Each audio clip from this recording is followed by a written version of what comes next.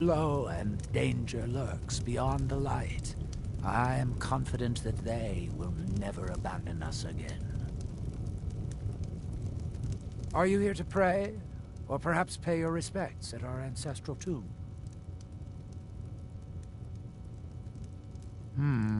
Sounds like something from a dream, and yet it might be more strange.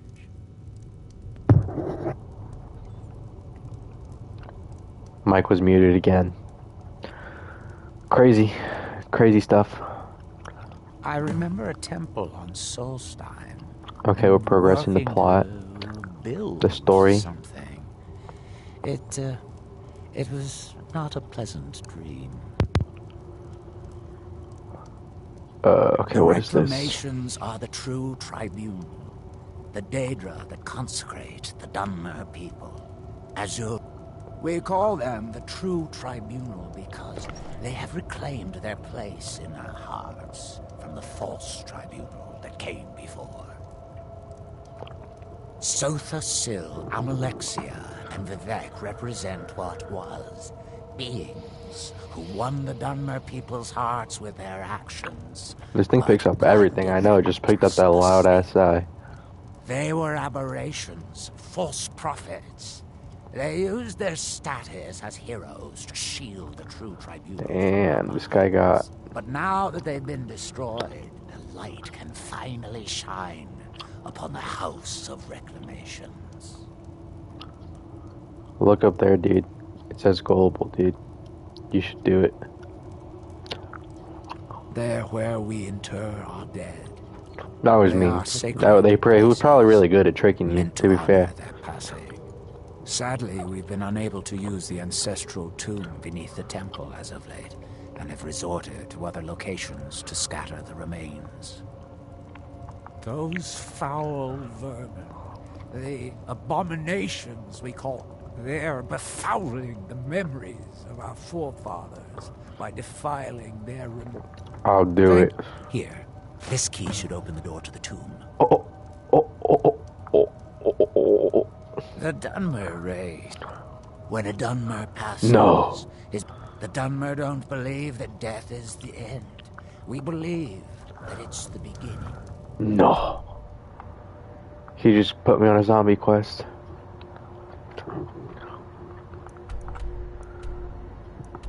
Is that where?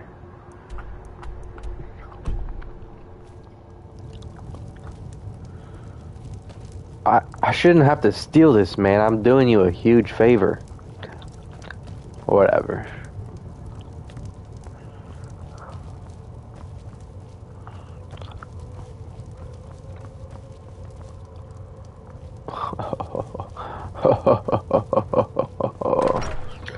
Oh, hello. Again. That's what I'm saying, man. That's what I'm saying. Oh. Okay. Our first victim of the night. Ooh, the reclamations. Or Death Brand.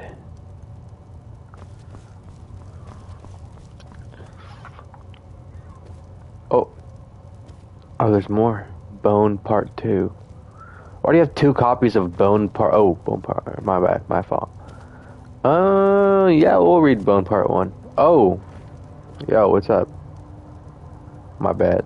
Excuse me, but the temple is for followers of our faith alone.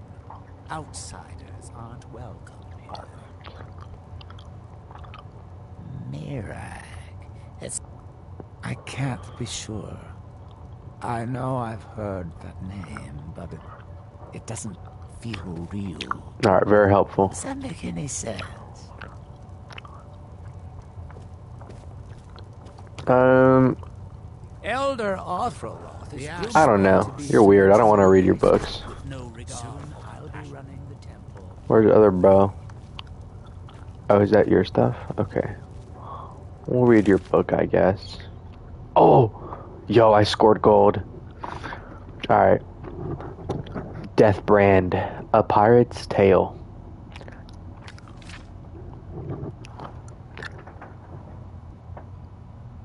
Hacknir, Hacknir, Hacknir, Hacknir, Hackner,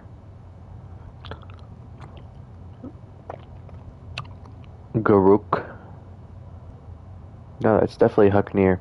Hacknir Deathbrand was dying. Hacknir Deathbrand was dying. For Garuk Windrime, ship's quartermaster, it was unthinkable. His grandfather had served under Hacknir nigh on 60 years before, and even then he was a legend among the pirates of the north. The king of ghosts, they called him, as eternal and pitiless as the sea he sailed. To Baruch, that's a G for sure, who had seen him charge into battle clad in armor of gleaming stalrim like the kings of old, his twin swords scything men like grass. Hacknir was practically a god. But none feared Hacknir more than his own crew. They knew his rages, his fits of madness, how he delighted in torture and murder for its own sake. And there were some darker rumors. Some said he fed upon the blood and souls of those he killed to extend his unnatural life. Some thought him a Daedra, loosed upon the mortal world, and others said he owed his life and power, his armor and swords, to a pact with Dagon, Prince of Destruction. And the seal of the pact was the terrible wound that scarred his face, never to heal, the death brand, which no man could look upon without flinching. All these things ran through Garuk's mind as he took his place on the deck at the head of the crew, exchanging a curt nod with Thalin, the ship's helmsman, and his chief rival. By sundown, he thought, one of them would be the captain, the other would be dead. When Hacknir finally emerged from his cabin, the crew fell silent. He looked frail, his voice raspy, but even so, he had a presence about him. Brutal murderers ever to ply the north. As he looked over his men, the most brutal murderers ever to ply the northern seas, not one could meet his gaze.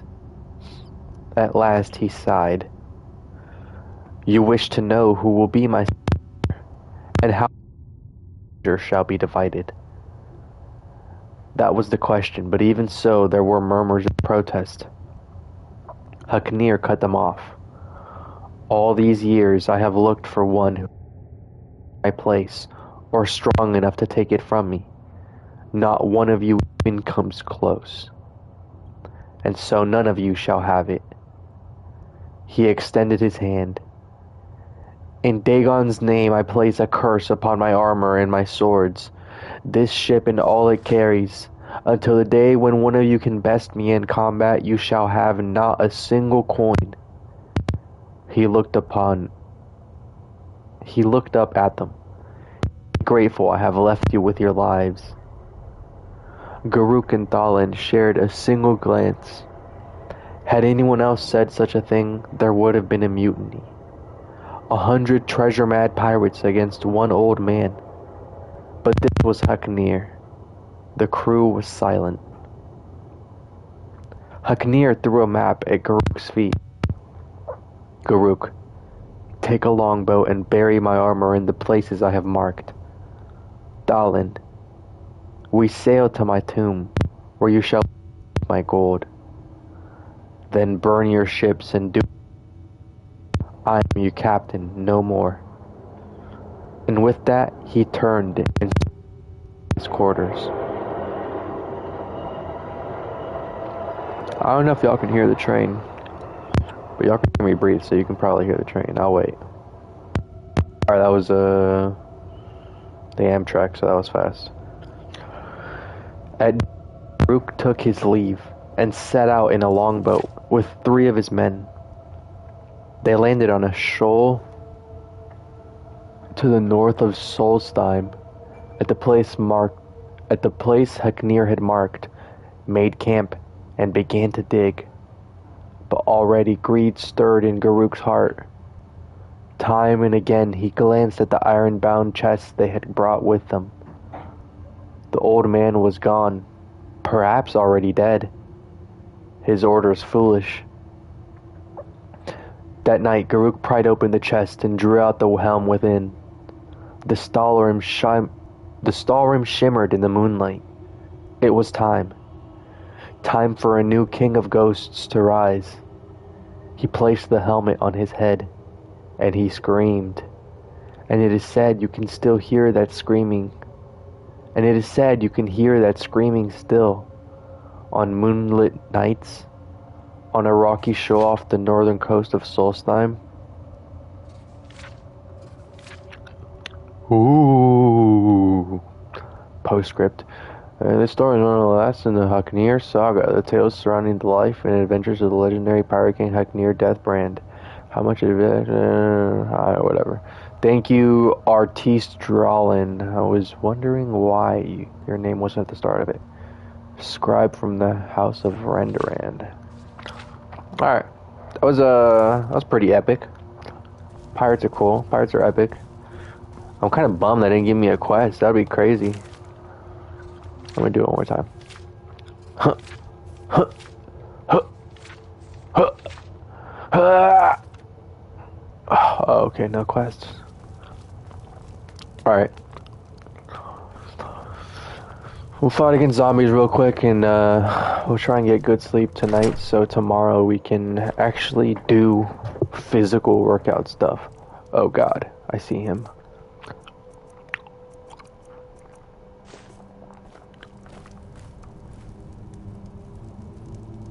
But he doesn't see me.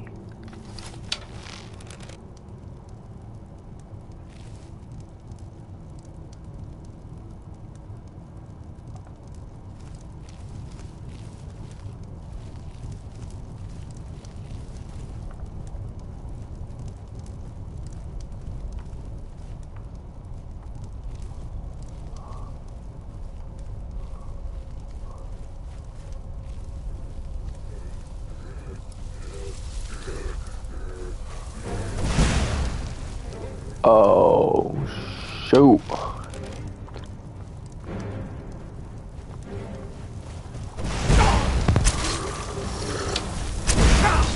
Okay, alright. Well, I'm weak, dude. I'm a weak guy.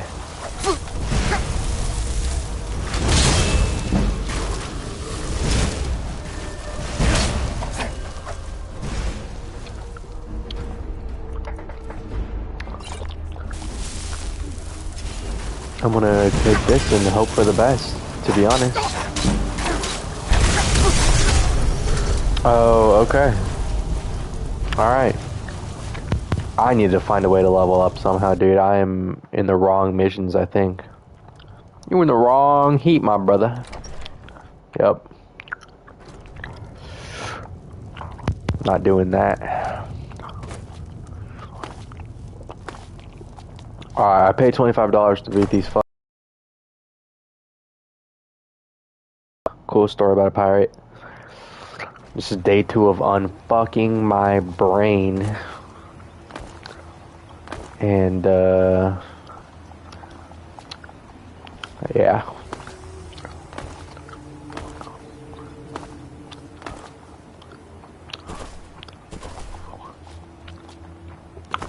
We'll do soccer stuff soon. How do you feel? I think you might be sick. Alright, I'm gonna hop on the game now. Just take me back, bro. Just take me back. Let's get back to Skyrim before anything. Just take me back, dude. Captain Gallen does the business around here. Northern Maiden, ship shape, ready to go. Yo. Can't say I'd mind heading out of here. I still need to get paid, of course. Come back when you act.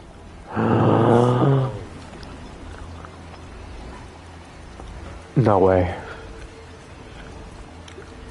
We're stuck.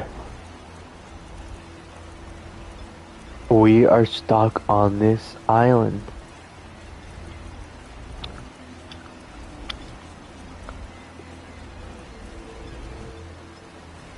Alright, well, tune in next time.